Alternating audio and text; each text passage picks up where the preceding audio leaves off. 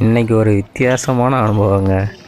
சின்ன வயசில் நம்மளாம் கோலி குண்டு விளையாட போனால் நம்ம பெற்றவங்ககிட்ட செம்மத்தியாக அடி வாங்குவோம்.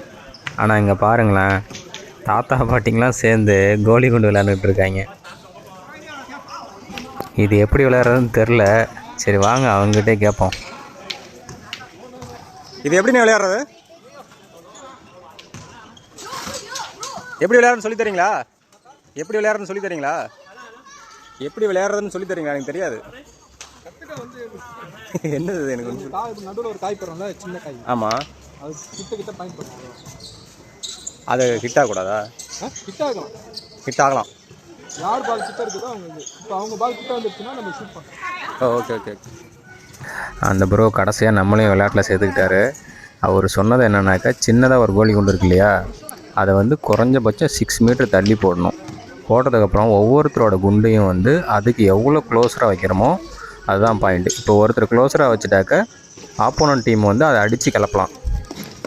அடித்து கிளப்பினதுக்கப்புறம் கடைசியாக யாரோடது பக்கத்தில் இருக்கோ அவங்களுக்கு தான் பாயிண்ட்டு. பாருங்களேன், அவர் எவ்வளோ க்ளோஸராக போட போகிறாருன்னு. எங்கேயுமே நம்மளால தாங்க.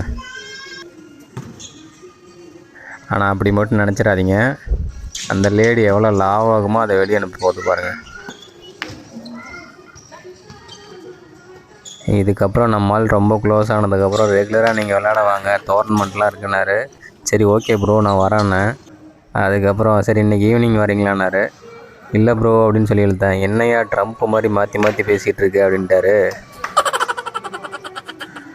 Beautiful game. இந்த கேமுக்கு நேம் என்னங்க? பென்டகாட்டம்னா ஓ பென்டகலேட்டா